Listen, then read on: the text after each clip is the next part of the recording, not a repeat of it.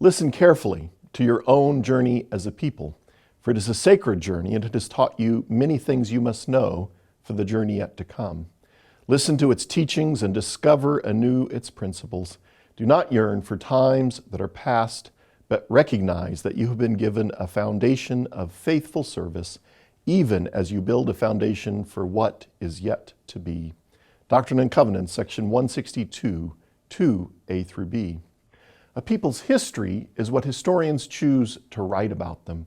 Heritage, in contrast, is what a people choose to remember. It's their own understanding of their history. Beginning in the 1960s, academic historians began to turn their attention to the history of the church, and in doing so, they began to challenge the earlier tellings of the story. In the process, they played a role in inadvertently dismantling our own understanding of our history or our heritage, our sense of being a people. As we struggled with identity issues in the latter decades of the 20th century, we carried out the much-needed task of divorcing our history from our theology. We also, it seems, inadvertently divorced our individual and communal memories from our theology. Identity formation and memory formation are closely related. A number of years ago, members of our historical and theological communities were involved in intense discussions about identity formation, starting with the question, is the intentional creation of identity even possible? Since our historians were responsible for deconstructing our faith story, I believe they had a moral responsibility to help reconstruct a historically accurate and theologically sound story. Whenever we met, though, we fairly quickly ended up engaged in the process of continuing to take the story apart. The timing clearly wasn't right. With Community of Christ statements on enduring principles, or our core values, the who we are statement, and our mission initiatives, the what we do statement in place, the time is now right. Another critical component, of course, is the new hymnal. I've come to believe that intentional group identity formation is possible and that three things are needed: song, art, and story, the sharing of personal or communal experiences. The song component is now in place, as illustrated by hymns like For Everyone Born, A Place at the Table, which will soon join the Spirit of God and There's an Old Path as unofficial anthems of the church. We have a start on the art as well, but there's still a significant need there. And in addition to commissioning pieces from professional artists, we need to encourage both young and old in our congregations to engage in the creative process. We also have a start on storytelling, the sharing of individual and communal memories. Shortly after the introduction of mission initiatives, which are based on the mission of Jesus as he describes it in Luke chapter 4, verses 18 and 19, we began to very intentionally learn and tell stories linked to the initiatives, and later to our statement of enduring principles. Memories and the stories that we tell to share them form us. A comment from 20th century theologian Edward Skeelebakes regarding the Dominican order can be adapted to apply to Community of Christ. We could say that stories of the Community of Christ kept us together as a church. Without stories, we are void of remembrances of the past, we can't find our place in the present, and we remain without hope or expectations for the future. Therefore, as a church with wonderful and powerful stories, we form our own entity as our own storytelling community. So we are made into our own separate family, recognizable through all kinds of big and small, but undeniable family traits. Today, I want to engage in a memory formation exercise by drawing on stories from our past. You might already share some of these memories, but you will be remembering others for the first time. We remember a teenage Joseph Smith Jr. in 1820s Palmyra, New York, surrounded by conflict and confusion. The oldest brother in the family, Alvin, had died, and the family was struggling at that time with which church to join. Religion, which should unite in times of crisis, ended up dividing the family. They were offended by the sermon at the funeral for Alvin. Joseph, surrounded by that conflict, chose to go into a grove of trees near his home and pray.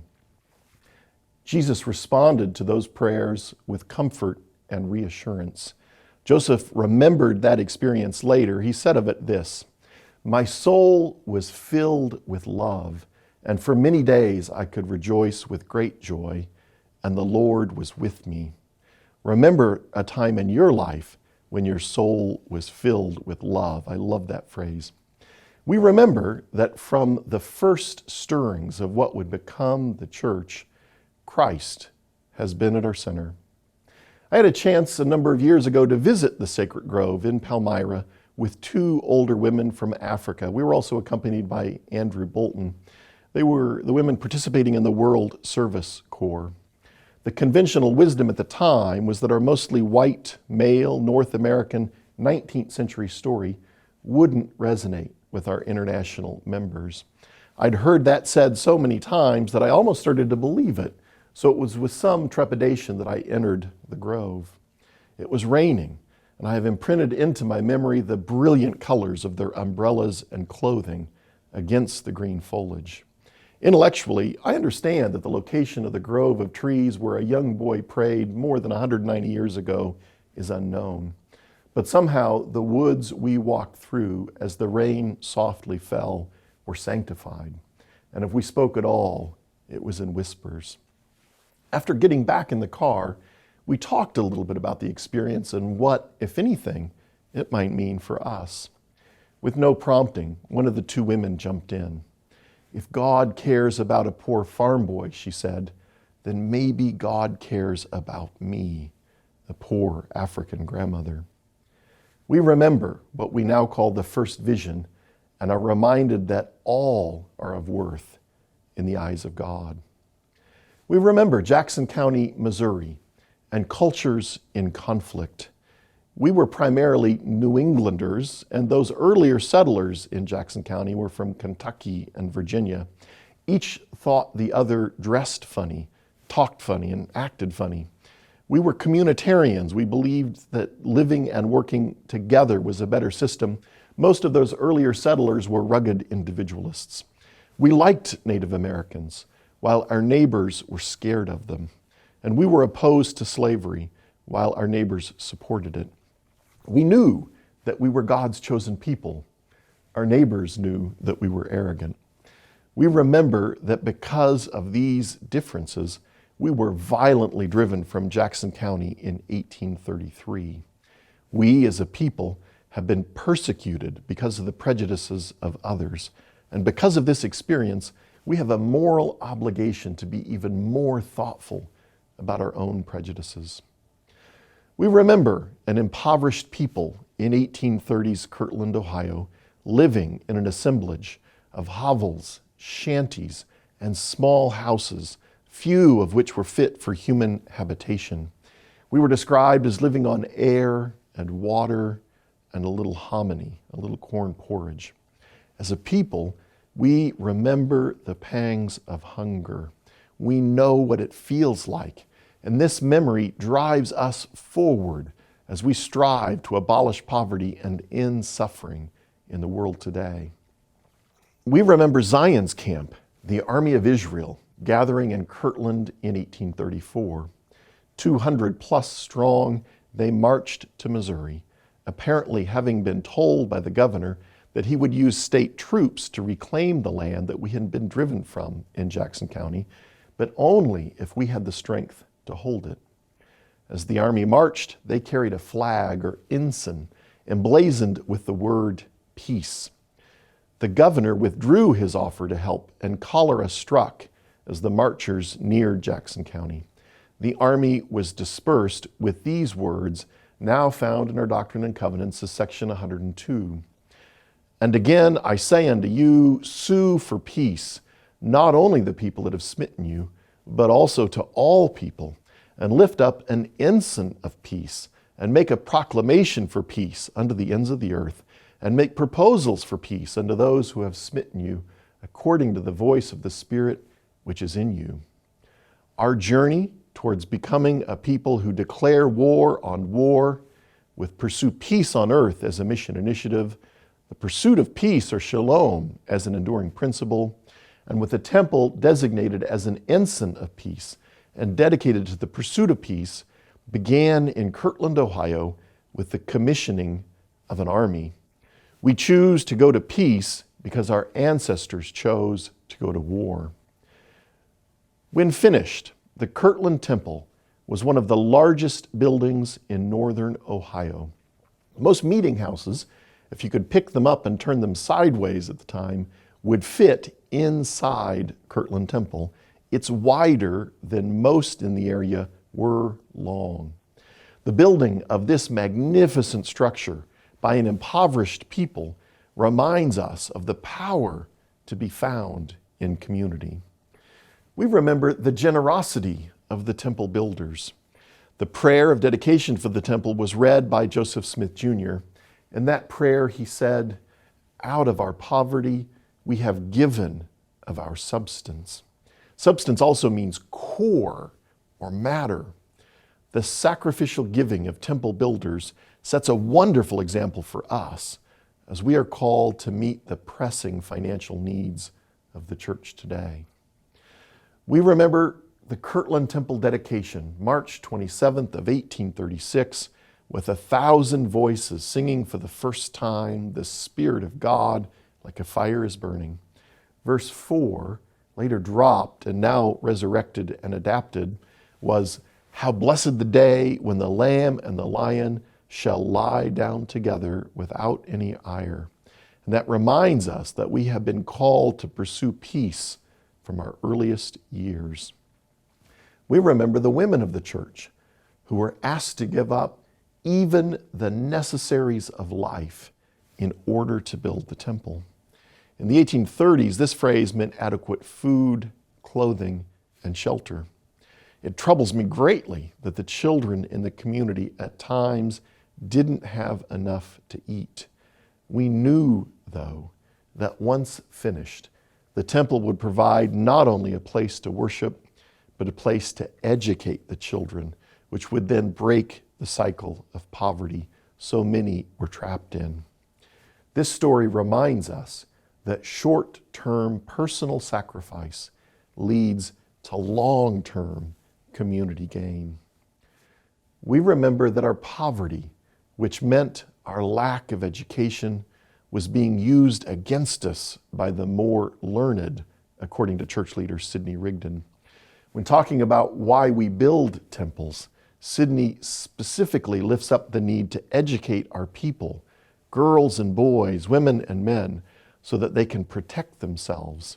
They lived out this principle through the Kirtland High School that met on the 3rd floor of the temple, with students ranging in age from 6 through adults. The Kirtland High School reminds us that we as a people have been exploited because of our illiteracy, and as a result, we have an even greater obligation to lift up education, not just for discipleship development, but as a means of abolishing poverty and ending suffering. We remember the creation of the Kirtland, Ohio Theological Institution, one of the first 5 seminaries in the state of Ohio, with Joshua Satius hired to teach Hebrew so that members might read the scriptures in their earliest forms. The creation of that theological institution inspires us to enrich ourselves as well as others through open intellectual inquiry. We remember Joseph Smith Jr. turning to Heber C. Kimball while sitting in the Kirtland Temple pulpits in 1837 and telling him that he would be sent on the first overseas mission for the church. Set apart the next day, Heber and soon others sailed to the United Kingdom, where they would convert thousands before turning their attention to the continent and then the islands of the sea, including Australia. The path to a diverse worldwide church started in Kirtland, Ohio, and the drive to be an international church was with us from the beginning. We remember the 1839 establishment of Nauvoo, Illinois, the cornerstone of Zion, springing up like a mushroom, as if by magic, courtesy of the thousands of converts, many deeply impoverished, from the British Isles. Nauvoo was described as having 1,200 log cabins, 300 to 500 timber frame homes, 200 to 300 brick homes, and soon more than 11,000 citizens, second at the time only to Chicago in Illinois. We remember in Nauvoo the Female Relief Society with Emma Smith as first president. They were organized in the red brick store and charged with finding jobs for the widows and food for the poor. Joining them in their efforts to alleviate suffering was the Young Gentlemen and Ladies Relief Society. Their first task, assigned by Joseph, was to help raise money to build a house for Sutcliffe Maudsley, a disabled English convert. These efforts to abolish poverty and end needless suffering remind us that building community requires not just right thought, orthodoxy, but right practice, orthopraxy. It's not just talk, but action. Today, we remember a faithful but flawed people who traveled this path before us and helped to lead us as we continue to be transformed into a Zionic community that proclaims peace while declaring war on violence, poverty, persecution, oppression, and injustice. These and other memories form us as individuals, they form us as a church family, and they both inform and form our future.